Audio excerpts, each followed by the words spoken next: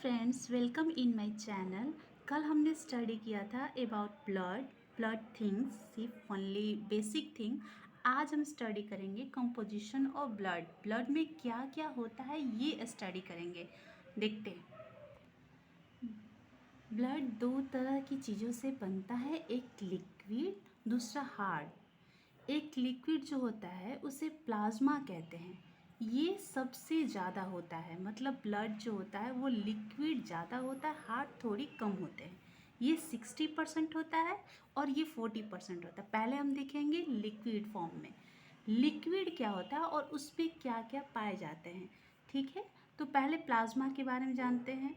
Plasma वैसे होता है जैसे आप टी बनाते हो, उसमें चाय पत्ती डालते हो, चीनी डालते हो और ये सब सारी चीज़ डालते हो, वैसे ही समझ लो आप। वैसे ही ब्लड होता है, जैसे लिक्विड हो गया आपकी वाटर और हार्ड पार्टिकल्स जैसे चाय पत्ती वगैरह वैसे हो गया। तो आते हैं लिक्विड पार्ट में। तो प्लाज्मा में दो तरह की प्रोटीन होते हैं, जो कि एक होता है फाइब्रोनोजेन प्रोटीन और दूसरा होता है प्रोथ्रोम्बिन प्रोटीन। ये हेल्प करता है ब्लड को डार्क बनाने में, कह सकते हो आप थिक बनाने में। अगर ये नहीं रहा तो ब्लड क्या होता है, थिन हो जाएगा। इसकी वजह से ही ब्लड हमारा लिक्विड फॉर्म में बना ही रहता है। अगर ये लिक्विड फॉर्म में नहीं बनेगा तो ये पतला दिखेगा, और अगर आप ये दोनों ही प्रोटीन को निकाल लो तो ये ब्लड जो होगा येलो कलर में दिखेगा। आप लोगों ने देखा होगा या आप कभी जाओगे लैब में तो देखोगे। और अब आते हैं हार्ड पार्टिकल्स में। इसमें इसको कहते हैं कॉर्पुसल्स। इस कॉर्पुसल्स की वजह से ही हम हमारे में स्ट्रॉन्ग होता है, या डिफेंस का पावर बढ़ता है, या हम अपने डिजीज से लड़ पाते हैं। तो ये कॉर्पुसल्स में 3 टाइप के होते हैं। ये देखिए, ये 3 टाइप के। पहला आरबीसी, दूसरा डब्ल्यूबीसी, तीसरा हो गया प्लेटलेट्स। पहले मतलब चलते हैं पहले आरबीसी में। आरबीसी को टेक्निकल या बायोलॉजिकल नेम से जानते हैं, इसको इरिथ्रोसाइट।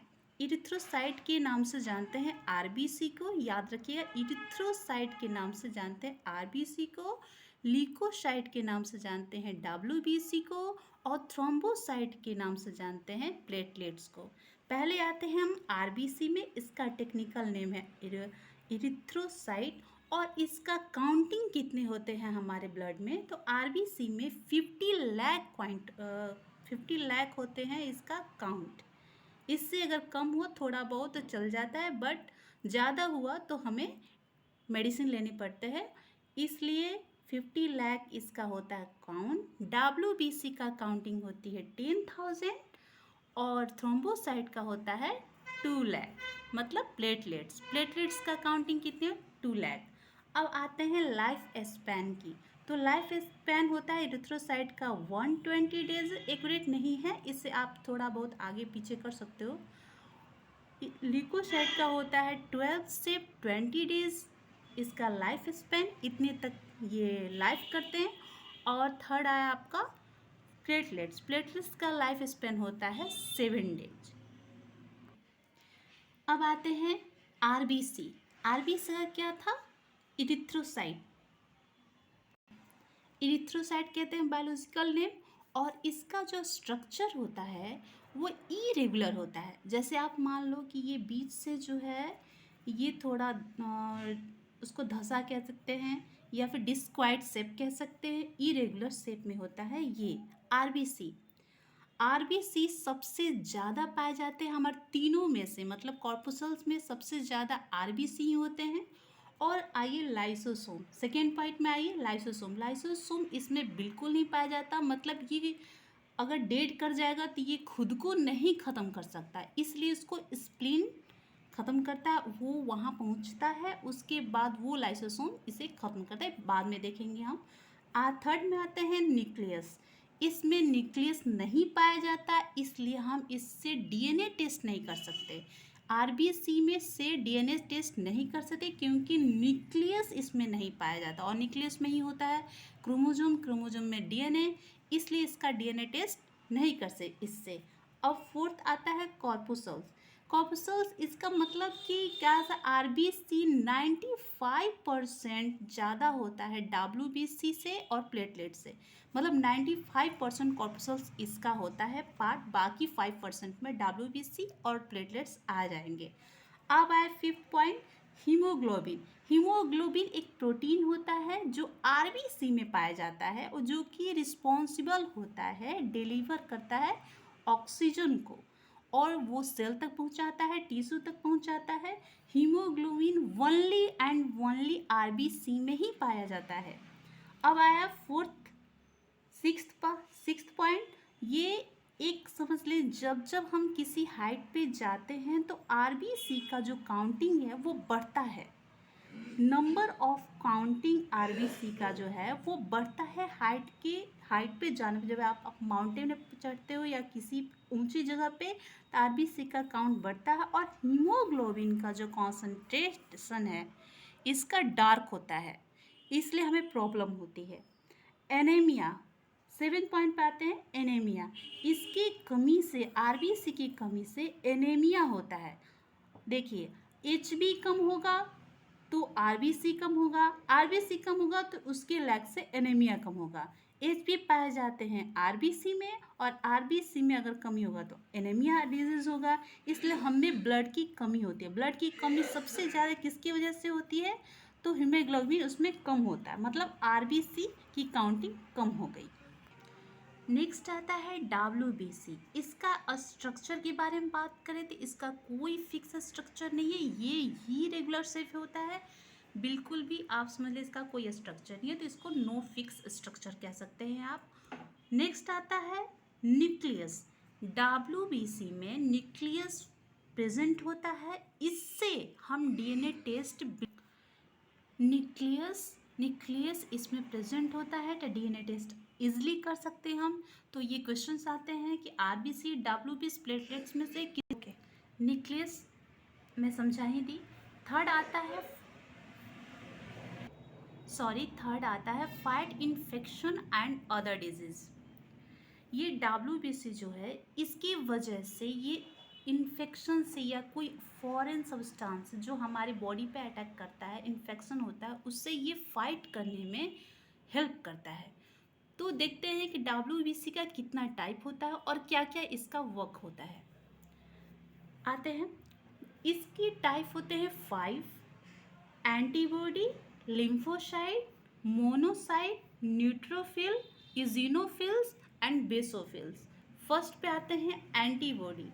एंटीबॉडी जो होता है वो क्या करता है कि किसी भी डिजीज़ को, इन्फेक्शन को रिकॉग्नाइज करता है, या वो देखता है कि कौन से डिजीज़ कैसे कब अटैक कर रहा है, ये पहले रिकॉग्नाइज करता है। लिम्फोसाइट का वर्क होता है उसे मारना, किल करना। अगर ये रिकॉग्नाइज होता है उसके बाद लिम्फोसाइट उसे मारने का वर्क करता है। इसका काम होता है कि उसे डिजीज़ को वहीं पे ख़त्म कर दे। और मोनोसाइट का वर्क होता है कि वो उसे, उसकी डेड सेल को वो उसे ईट कर लेता है। मोनोसाइट ईट कर लेता है, इसलिए इसकी बड़ी साइज होती है। ये ईट करके अपने अंदर ले लेता है, इसलिए इसकी साइज जो होती है वो बड़ी होती है। अब आते हैं न्यूट्रोफिल्स में। न्यूट्रोफिल क्या करता है कि उस इंजरी को हील करने की हेल्प करता है, हील करने में हेल्प करता है। इजिनोफिल्स जैसे एलर्जी कंडीशन हो गया, स्वेलन हो गया, तो वो सब चीज़ों से प्रोटेक्ट करता है। बेसोफिल्स भी एज वेल एज वैसी ही वर्क करता है, जैसे स्वेलन हो गया या एलर्जी हो गया उससे बचाता है। ये सारे वर्क्स जो होते हैं, ये सारे टाइप्स होते हैं डब्ल्यूबीसी में होते हैं। डब्ल्यूबीसी बहुत ज़रूरी है हमारी बॉडी में होना, उसकी काउंटिंग सही से होना, बिकॉज़ ये बहुत ज़्यादा हेल्प करता है, फाइट करता है इन्फेक्शन से। इसका होना अच्छे काउंट में बहुत ज़रूरी है। बाकी सबकी भी ज़रूरी है, बट इसकी ज़्यादा, क्योंकि ये हमें फाइट करने में हेल्प करता है। लास्ट आ गया प्लेटलेट्स। प्लेटलेट्स का जो स्ट्रक्चर होता है वो बाइकॉन्केव लेंस की तरह होता है, बाइकॉन्वेक्स लेंस की तरह होता है। इस तरह का, जैसे आप लोगों ने फिजिक्स में पढ़ा होगा, उसी की तरह होता है बिल्कुल भी ये स्ट्रक्चर। तो उन दोनों में स्ट्रक्चर बिल्कुल इरेगुलर थी, एक में आप लोगों ने देखी ही था दोनों में। इसमें होता है बाइकॉन्वेक्स लेंस। न्यूक्लियस इसमें एब्सेंट होता है, बस एक ही में प्रेजेंट होता है, वो है WBC। याद रखिएगा आप लोग, WBC में ही सिर्फ प्रेजेंट होता है, प्लेटलेट्स में और RBC में एब्सेंट होता है, इसमें नहीं DNA टेस्ट कर सकते। और ये इंजरी के वक्त जब ब्लड फ्लो होती है तो उसको ब्लड फ्लो से बचाता है, वहाँ पे क्लॉटिंग कर देता है ताकि ब्लड फ्लो नहीं हो सके। आगे मैं आपको बताऊंगी कि क्लॉटिंग के बारे में क्या कौन कब काम करता है, आगे मैं बताऊंगी। और ये हमें स्ट्रॉन्ग बनाता है, इसकी काउंटिंग रहना भी जरूरी है ताकि हमें स्ट्रॉन्ग बनाए और अंदर से वीक ना होने दे। लैक ऑफ प्लेटलेट्स काउंट की वजह, इसकी जो काउंटिंग होती है कम, उसको कहते हैं प्रोथ्रोम्बोसाइटपेनिया। प्रोथ्रोम्बोसाइटोपेनिया कहते हैं। इसकी अगर लैक हो जाती है तो इसको कहते हैं प्रोथ्रोम्बोसाइटपेनिया। ये जो डिजीज़ होता है, जैसे वायरल इन्फेक्शंस हो गया, ल्यूकेमिया हो गया, कैंसर, ये बहुत बड़ी बड़ी जो डिजीज़ होती हैं, वो जब हो जाती हैं तो उसकी होने के बाद प्लेटलेट्स की काउंट्स में कमी आ जाती है और ये हमें वीक बना देता है। अब इस काउंट्स को बढ़ाने के लिए मैंने थोड़ा सा लिया है आपको एग्जांपल के तौर पे, जैसे कि इसको कैसे काउंट बढ़ाया जाए प्लेटलेट्स को। तो आ जाइए आप, अगर आप गोट मिल्क पीते होंगे तो उससे क्या होता है कि काउंटिंग प्लेटलेट्स की बढ़ती है। या आप, हम लोग के मिडिल क्लास में तो ऐसे फ्रूट नहीं होते हैं, बट अगर आप फ्रूट खाओगे तो प्लेटलेट्स काउंट बढ़ेगी। हमें तो डेली ही फ्रूट खाना चाहिए, लेकिन ऐसा नहीं होता, बट खाना चाहिए। और ये एलोवेरा से भी प्लेटलेट्स की काउंटिंग बढ़ाया जाता है। बहुत सारे और भी चीज़ें हैं जिससे प्लेटलेट्स बढ़ाया जा सकता है, आप देख सकते हो गूगल पे सर्च करके। ये मेरी आज की क्लास थी। कल की मैं सोची थी कि 3 पार्ट में ही मैं दिखा दूंगी, बट इनमें मुझे सेटिस्फेक्शन नहीं मिल रही थी, इसलिए मैं अच्छे से समझाऊंगी। डेली वीडियो जाएगा, अगर आप लोग चाहोगे तो डेली वीडियो जाएगा, पर डे जाएगा, और मैं अच्छे से समझाऊंगी, मुझे सेटिस्फेक्शन मिल जाए तभी मैं ये करूँगी। और जो आप देख रहे हो, जो व्यूज़ आए हैं, थैंक यू, आप लोगों ने मुझे देखा, मेरी वीडियो को पसंद किया। और अगर मेरी वीडियो अच्छी लगी हो तो प्लीज़ लाइक माय वीडियो और सब्सक्राइब बिल्कुल कीजिएगा, बिल्कुल मुझे ज़रूरत है आप लोग की सपोर्ट की। Thank you. नेक्स्ट वीडियो कल आएगी, दैट्स योर।